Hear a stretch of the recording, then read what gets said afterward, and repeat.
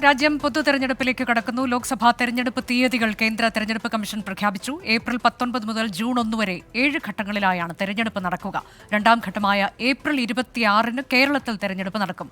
തെരഞ്ഞെടുപ്പ് വിജ്ഞാപനം മാർച്ച് 28-നാണ് നിലവിൽ വരിക. നാമനിർദ്ദേശ പത്രിക ഏപ്രിൽ 4 വരെ സമർപ്പിക്കാം. ഏപ്രിൽ 5-ന് സൂക്ഷ്മ പരിശോധന, ഏപ്രിൽ 8-ന് പത്രിക പിൻവലിക്കാം. ജൂൺ 4-നാണ് വോട്ടെണ്ണൽ. അതായത് ഈ തെരഞ്ഞെടുപ്പ് കഴിഞ്ഞതിന് ശേഷം 39 ദിവസം കാത്തിരിക്കേണ്ടി വരും ഫലമറിയാൻ. ഇനി ഇന്നേക്ക് 41-ാം നാൾ പോളിംഗ് ബൂത്തിലേക്ക് ജനം എത്തുകയാണ്. ലോക്സഭാ തെരഞ്ഞെടുപ്പിനൊപ്പം ആന്ധ്രാപ്രദേശ്, അരുണാചൽ പ്രദേശ്, സിക്കിം, ഒഡീഷ സംസ്ഥാനങ്ങളിലെ നിയമസഭാ തെരഞ്ഞെടുപ്പുകൾ കൂടി ഇന്ന് കമ്മീഷൻ പ്രഖ്യാപിച്ചു. ജമ്മുകശ്മീരിലെ നിയമസഭാ തെരഞ്ഞെടുപ്പ് തീയതി പ്രഖ്യാപിച്ചിട്ടില്ല. എന്നാൽ 5 ഘട്ടങ്ങളിലായി അവിടെ ലോക്സഭാ തെരഞ്ഞെടുപ്പ് നടക്കും. അരുണാചൽ പ്രദേശിലും സിക്കിമിലും ഏപ്രിൽ 19-നും ആന്ധ്രാപ്രദേശിലും ഒഡീഷയിലും മെയ് 13-നും തെരഞ്ഞെടുപ്പ് നടക്കും. ഡൽഹി വിഗ്യാൻ ഭവനിലെ വാർത്താ സമ്മേളനത്തിലാണ് മുഖ്യ തെരഞ്ഞെടുപ്പ് കമ്മീഷണർ രാജീവ് കുമാർ തീയതികൾ പ്രഖ്യാപിച്ചത്. പൂർണ്ണ സജ്ജമാണ് എന്നാണ് തെരഞ്ഞെടുപ്പ് കമ്മീഷൻ അറിയിച്ചത്. തെരഞ്ഞെടുപ്പിനായി എല്ലാവരും വോട്ട് ചെയ്യണമെന്ന് തെരഞ്ഞെടുപ്പ് കമ്മീഷൻ അഭ്യർത്ഥിക്കുന്നു. 1.8 കോടി കന്നി വോട്ടേഴ്സ് രാജ്യത്തുണ്ട്. 85 വയസ്സ് കഴിഞ്ഞവർക്ക് വീട്ടിലിരുന്ന് വോട്ട് ചെയ്യാൻ വോട്ട് ഫ്രം ഹോം സംവിധാനം ഏർപ്പെടുത്തും. അല്പസമയം മുൻപ് ആർ രാധാകൃഷ്ണൻ ഞങ്ങളുടെ പ്രതിനിധി റിപ്പോർട്ട് ചെയ്തതനുസരിച്ച് മാധ്യമപ്രവർത്തകർക്ക് ഇക്കുറി പോസ്റ്റൽ ബാലറ്റ് പോലെ അവരുടെ ജോലിസ്ഥലത്തിരുന്നു കൊണ്ട് വോട്ട് ചെയ്യാനുള്ള സംവിധാനത്തെക്കുറിച്ച് ആലോചിക്കാം. ഏതാനും ദിവസങ്ങൾക്കുള്ളിൽ അതിനൊരു തീരുമാനമുണ്ടാകും എന്നുകൂടി തെരഞ്ഞെടുപ്പ് കമ്മീഷൻ അറിയിച്ചിട്ടുണ്ട് എന്നുള്ളത് ഏറ്റവും സ്വാഗതാർഹമായ ഒരു കാര്യം കൂടിയാണ്. ഒപ്പം സ്ഥാനാർത്ഥികളുടെ വിവരങ്ങൾ KYC ആപ്പിൽ നോ യോർ കാൻഡിഡേറ്റ് എന്ന രീതിയിൽ ലഭ്യമാകാനുള്ള കാര്യങ്ങൾ ഇത്തവണയുണ്ട്. വോട്ടേഴ്സിന് പരാതി അറിയിക്കാനുള്ള ഒരു മൊബൈൽ ആപ്പ് സജ്ജമാക്കിയിട്ടുണ്ട്. സി വിജിൽ എന്നതാണ് ആപ്പിൻ്റെ പേര്. 100 മിനിറ്റിനകം പരാതിയിൽ പരിഹാരമുണ്ടാകും എന്നതാണ്. ഒപ്പം ക്രമക്കേടുകൾ പരിശോധിക്കാനുള്ള സംവിധാനം, അതിർത്തികളിലെ ഡ്രോൺ നിരീക്ഷണം, പ്രശ്നബാധിത ബൂത്തുകളിൽ വെബ്കാസ്റ്റിംഗ് സംവിധാനം ഇവയൊക്കെ മുന്നൊരുക്കങ്ങളായി ഏർപ്പെടുത്തും എന്നത് കമ്മീഷൻ അറിയിക്കുന്നു. സമൂഹ മാധ്യമങ്ങളിലൂടെ എതിരാളികളെ മോശമായി ചിത്രീകരിക്കുന്ന പോസ്റ്റുകൾ പാടില്ല. കുട്ടികളെ തെരഞ്ഞെടുപ്പ് പ്രചാരണത്തിന് ഉപയോഗിക്കരുത്. തെരഞ്ഞെടുപ്പ് ഒബ്സർവർമാരുണ്ടാകും രാജ്യത്തുടനീളം 2000-ലേറെ എന്നതടക്കമുള്ള ഒരുക്കങ്ങൾ അതും തെരഞ്ഞെടുപ്പ് കമ്മീഷൻ ഇന്ന് പ്രഖ്യാപിക്കുകയുണ്ടായി. ഞങ്ങൾ പോകുന്നത് ഞങ്ങളുടെ പ്രതിനിധി വിഷ്ണു സുരേഷിലേക്കാണ്. എറണാകുളം ജില്ലയിലെ വിശദാംശങ്ങളാണ് വിഷ്ണു സുരേഷ് നൽകാൻ പോകുന്നത്. വിഷ്ണു, നമുക്കറിയുന്നത് പോലെ UDFിൻ്റെ കോട്ടയാണ്.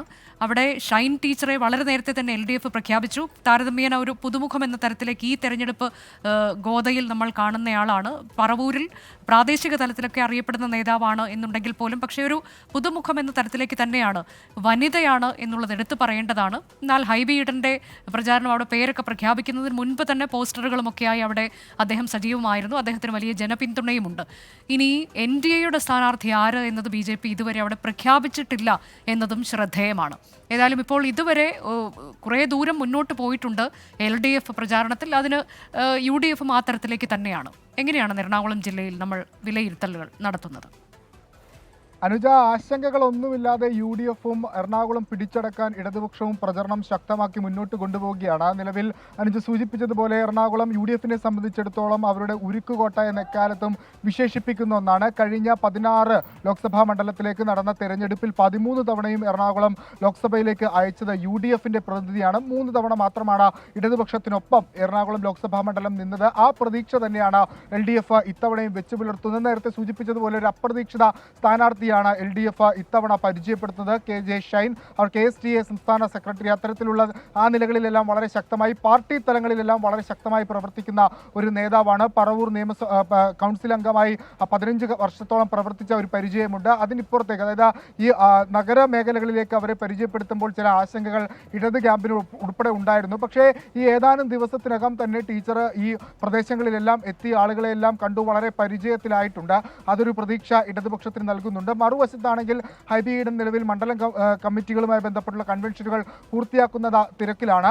2004-ലാണ് ഏറ്റവും അവസാനമായി ഇടതുപക്ഷത്തിനൊപ്പം എറണാകുളം മണ്ഡലം നിന്നത്. അന്ന് ഇടത് സ്വതന്ത്രനായി മത്സരിച്ചത് സെബാസ്റ്റ്യൻ പോൾ ആയിരുന്നു. 2009-ലേക്ക് എത്തുമ്പോൾ അത് KV തോമസ് ആണ് UDF സ്ഥാനാർത്ഥിയായി എത്തിയത്. KV തോമസ് വലിയ ഭൂരിപക്ഷത്തിൽ ജയിക്കുമെന്ന ആഘട്ടത്തിൽ പ്രതീക്ഷിച്ച ഒരു ശക്തമായ മത്സരം സിന്ധു ജോയ് എന്ന ഇടതുപക്ഷത്തിന്റെ സ്ഥാനാർത്ഥി നൽകി. 11,000 പരത്തിൽ വോട്ടിലാണ് അന്ന് KV തോമസ് ഈ എറണാകുളത്ത് നിന്ന് ജയിച്ചത്.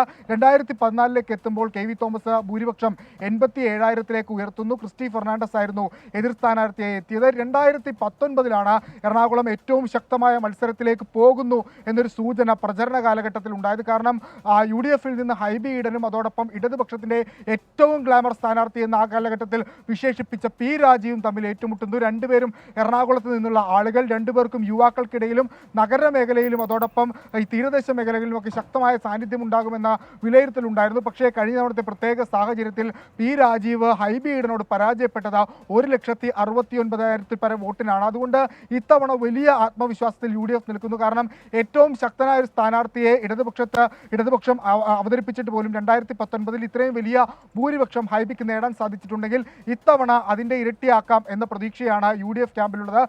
ഇടതുപക്ഷമാകട്ടെ പരമാവധി വോട്ടുകൾ തങ്ങളുടെ പെട്ടിയിലാക്കാമെന്ന പ്രതീക്ഷ അവർ മുന്നോട്ട് വെക്കുന്നുണ്ട്. പ്രത്യേകിച്ച് ഇരുവരും ലത്തീൻ വിഭാഗത്തിൽ നിന്നുള്ള ആളുകളാണ്.